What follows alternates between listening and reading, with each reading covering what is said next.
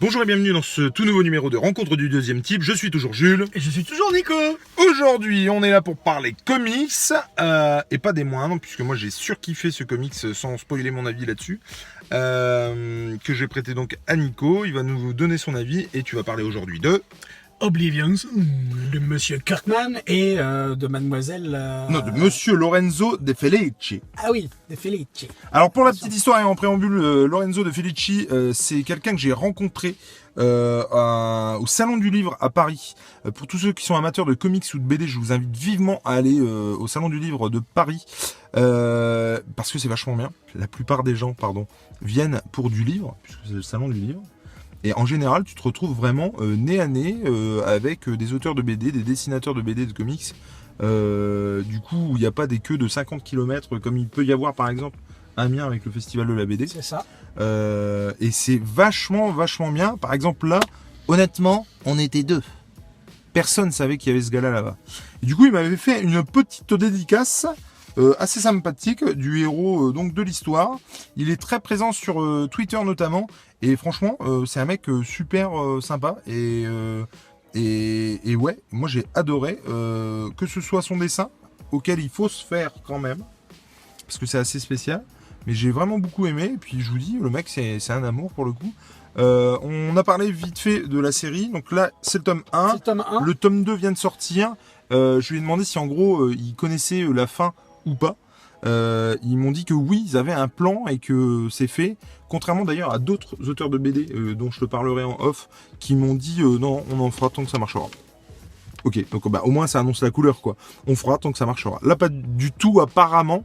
Et Kirkman nous a prouvé notamment avec Walking Dead que quand il veut s'arrêter, il s'arrête. Mais là, il y a deux écoles par rapport à que ce soit les auteurs de BD ou les écrivains ou ceux qui font des séries. Il y a ceux qui connaissent la fin. Ouais. Et ceux qui n'ont aucune idée. Ah mais complètement. Mais là ce que je veux dire c'est qu'ils ont un plan, ils savent vraiment vers où ils veulent que ça aille quoi. D'accord. Ils savent en combien de tomes, ils savent, enfin ouais, voilà. On le sent dans la lecture. Moi Vas-y, je t'en avant en préambule, je sais pas si vous vous rappelez quand on avait fait la vidéo sur Ether, notre ami Jules il avait comparé les deux en comparant. On va vous expliquer pourquoi après. Il comparait. Est-ce que tu comprends mieux pourquoi? Alors, justement, je veux dire que moi, je fais une comparaison et moi, je trouve que c'est pas comparable du tout. C'est pas comparable du tout parce qu'en fait, on a ici, déjà, premièrement, un récit SF, science-fiction, alors qu'avec Ether, on a un récit qui est pas du tout SF, on a un récit qui est plutôt du domaine du merveilleux, de la fable, vraiment. Parce que déjà, ici, on a un monde, on va vous en parler plus dans un détail tout à l'heure, on a un monde qui est apocalyptique, vraiment. Ether, pas du tout. Ether, c'est pas un monde apocalyptique. C'est vrai que c'est vrai. Ça, je suis d'accord. On a un monde merveilleux au sens littéraire du terme, en sens de la littérature merveilleux. Pas le merveilleux. Là, tu parles d'Ether. Oui. Ouais. Donc, je trouve que le lien entre les deux, le lien entre les deux mondes qu'il y a dans chaque comics n'est pas le même du tout. Et je trouve qu'il n'y a aucune raison de comparer. Oh la vache! Vas-y. Non, c'est vrai. Je trouve qu'il n'y a aucune raison de comparer parce que ici, le pitch de départ, c'est que on est dans un monde du futur. Pas du tout. Si, on est dans le futur là. Non, Déjà, on n'est pas d'accord. On est dans un espèce d'univers parallèle, de monde parallèle, une autre dimension. Ça se passe sur Terre où il y a eu un événement surnaturel qui est arrivé et qui a happé tout un quartier d'une ville. Mais où tu passes dans une autre dimension quand même. Où tu passes dans une autre dimension. D'accord. Mais c'est pas le contraire. Si tu veux, moi c'est en ça que... Alors, mais c'est incomparable. Je veux revenir par rapport à ma... Attends, je me demande si c'est pas ma voisine qui passe. Parce que non, c'est pas parce que tu compares deux choses différentes, puisque d'un côté, les uns n'avaient pas le choix d'aller dans le monde qu'ils ont appelé Oblivion, d'où le titre du comics. Tu dis Oblivion, toi? Ouais. D'accord. Et comme Iron Man. Non, attends. Oui. Je finis. Et Ether, c'est pas qu'il y a une question de choix ou quoi, c'est que c'est deux mondes clairement parallèles, avec d'un côté la Terre, donc très réaliste, etc. De l'autre côté, un monde, comme je l'ai dit, dans Ether, merveilleux, qui s'appelle Ether d'ailleurs. Donc Ether, ça fait référence forcément au gaz. Donc c'est très volatile, c'est merveilleux, en plus quand on signe de l'éther. Non mais moi pour le coup je comparais les deux titres juste. Ah non, j'ai pas vu du tout mais juste par rapport à. T'es en train de dire que ce juste c'est de la... Oui, clairement, cher ami. Non mais et s'il y en a qui peuvent me défendre dans les commentaires, ce serait super cool. Non, c'était juste qu'un mec puisse passer d'un monde à l'autre, ce qui est le cas quand même dans les Dans Ether, c'est pas qu'un mec, hein, Non mais attends, qui peut le faire. non mais je suis d'accord, mais on suit quand même un mec, on est d'accord. On suit un mec, ouais. On est d'abord Bien sûr. d'accord là-dessus. Le personnage principal donc qui peut passer donc d'une dimension à l'autre, ou d'un monde à l'autre, ou ce que tu veux, pour aider quelqu'un ou quelque chose de l'autre côté. Et c'est en ça que je le comparais beaucoup. Moi, quand tu dis que c'est pas une série de SF, je suis pas tout Ether, à fait. ah non, c'est pas SF. Je suis pas tout à fait d'accord avec toi. C'est pas la C'est science-fiction. effectivement, il y a du merveilleux et effectivement de la fable par rapport au Il peut y avoir monde. du steampunk Dans quelque lequel il part, va. mais oui. Mais pour moi, il y a quand même de la SF. Ça reste quand même un. Non, mais arrête. C'est qu'on parle quand même d'un mec qui pas de la est un SF. scientifique. Il me Oui, semble. d'accord. Oui, Et oui, qui oui. donc va dans la On est dimension, qui totalement d'accord. vieillit plus ou moins vite dans l'autre dimension. Enfin bref. Donc moi, j'y vois quand même de la science-fiction. C'est le ressort du merveilleux, tout ça. C'est le ressort de la fable, du merveilleux. Alors que la SF, ça nous montre quand même un monde apocalyptique. La science-fiction, la définition, c'est que ça nous projette un monde qui est le nôtre Ouais. de manière pessimiste. En tout cas, pour ma part, moi, C'est ça, en fait, la science-fiction. En tout cas, pour ma part, moi, j'y voyais beaucoup de similitudes. C'est pour ça que Star Wars, c'est pas de la science-fiction, par exemple. Au sens strict du terme. C'est pas de la science-fiction, Star Wars. Bah alors, du coup, c'est quoi? C'est plus du fantastique. C'est Ah vraiment bon, pas de la je comprends. science-fiction. Parce que il y a pas de, il y a pas Oui, non, de. c'est pas de la science-fiction. Ça transpose Star Wars, ça transpose notre monde dans la galaxie, quoi.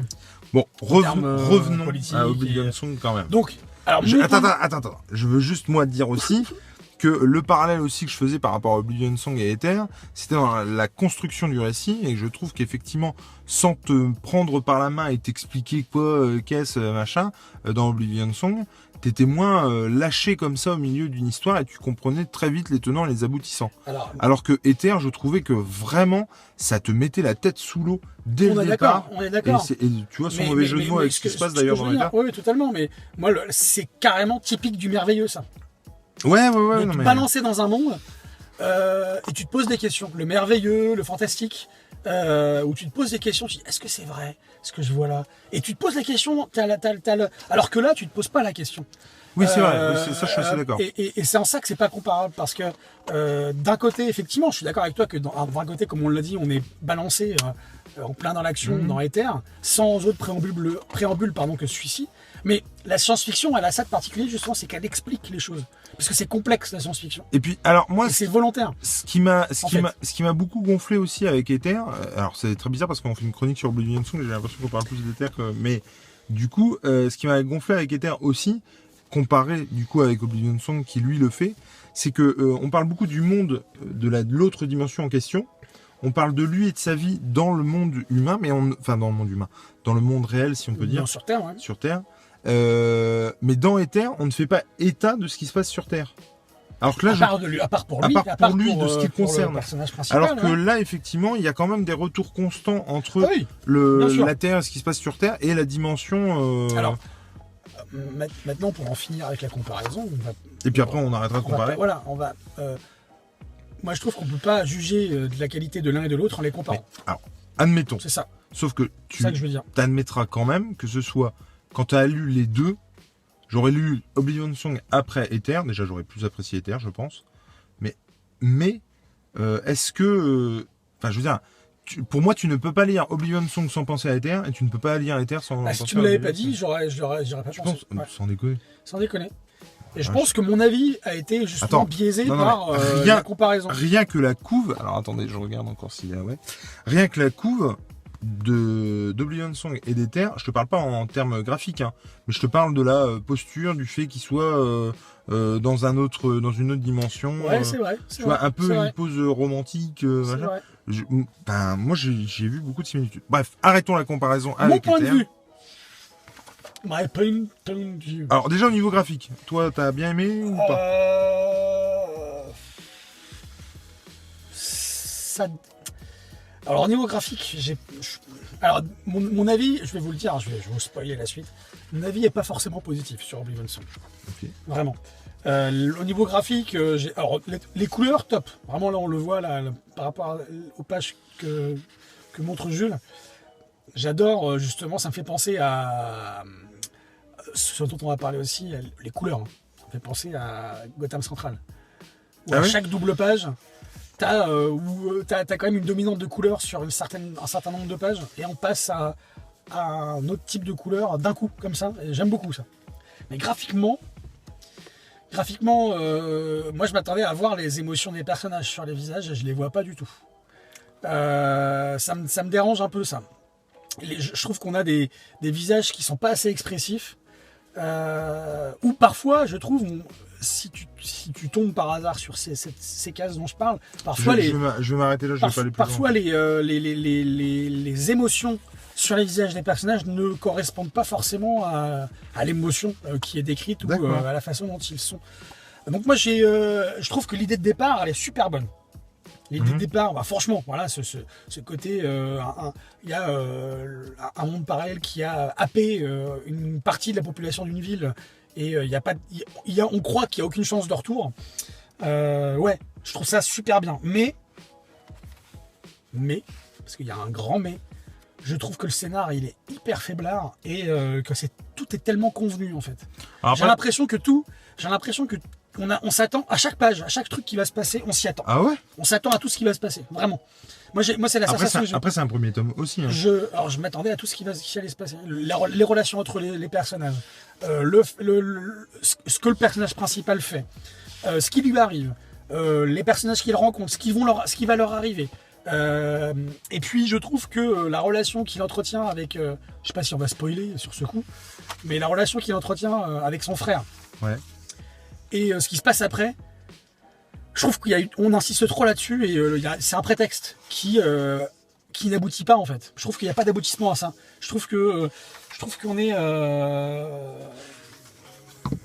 Non, on n'est pas... Moi je suis déçu, vraiment déçu par... Voilà, par exemple ici, là, ce personnage, les émotions qu'elle retranscrit, c'est pas du tout... Moi, je relisais les bulles, je regardais l'émotion du personnage. Je me disais, attends, il n'y a pas un problème là dans le dessin. Vraiment, j'ai été. Alors, la lecture elle a été intéressante forcément, parce que. Pas embêté. Ah non, je me suis pas ennuyé. Tu vois, il est arrivé qu'une fois, j'ai lu un truc que j'ai pas. Enfin, j'ai commencé avec quelque chose. Je sais plus. C'était. C'était le Gant de l'Infini. Ah oui, c'est. Que j'ai commencé et que j'ai pas fini. Parce que voilà, le gant du pas fini. Le gant du pas fini. Non, mais ça, c'est intéressant. Moi, je l'avais lu d'une traite, et franchement, j'avais vraiment bien aimé. Quasiment pareil, je l'ai lu quasiment d'une traite. Je dis pas que j'ai pas aimé totalement. L'idée de départ est bonne. Du coup, par rapport à ce qui se passe à la fin, on a envie de savoir la suite, forcément. Par contre, ça se finit sur un bon cliffhanger. Voilà, c'est ça. De mémoire. Hein. Mais tout est tellement convenu, tout est tellement... On s'attend... Enfin, moi, je m'attendais à tout ce qui allait se passer, quoi. Je le savais. Enfin, bon. Donc voilà, c'est pas... De toute façon, pour résumer, le gars dit que graphiquement, c'est pas son kiff, et puis que le scénario est un peu faiblard. Autant vous dire que son avis peut pas être ouf. Non, mais en fait, je pense que... Je te l'ai survendu, peut-être. Tu me l'as survendu, ouais. Et puis la comparaison, comme on disait en début de vidéo, avec Ether, je pense, a biaisé mon avis. C'est marrant, quand même, comment... Moi, ça me... Moi, j'ai vraiment eu l'impression de lire un... Même si ça n'a... Je suis d'accord pour dire que ça n'a rien à voir au niveau de l'histoire avec Ether. Je trouve qu'il y avait vraiment beaucoup de similitudes, quoi. Mais vraiment. Ouais, mais pas moi, en fait. Ou alors, les similitudes, je les ai pas trouvées bien comparables. Et parce que là, on voit des dessins avec dans des cases avec des monstres. Et parfois, j'arrivais pas à savoir c'était quoi comme monstre, où il était, qu'est-ce qu'il faisait, quel geste il avait. Moi ça non. C'était pas ouais. Moi graphiquement j'ai beaucoup aimé l'histoire, je la trouvais alors oui effectivement pas compliquée mais hyper efficace en fait. Ouais. Et peut-être trop efficace justement, c'est pour ça que je dis que c'est convenu. Efficace et qui du coup annonçait du lourd pour le prochain. Donc moi j'ai hyper hâte de lire le deuxième. Du coup moi aussi parce que oui, t'as quand même hâte de lire le deuxième. Parce que dans l'absolu je me dis comme tu l'as dit tout à l'heure, c'est un premier tome. Alors il y a une mise en place comme beaucoup que ce soit dans les BD comics ou même dans les films ou dans les bouquins. Le premier tome mais il est censé accrocher. Moi il m'a pas accroché, tu vois.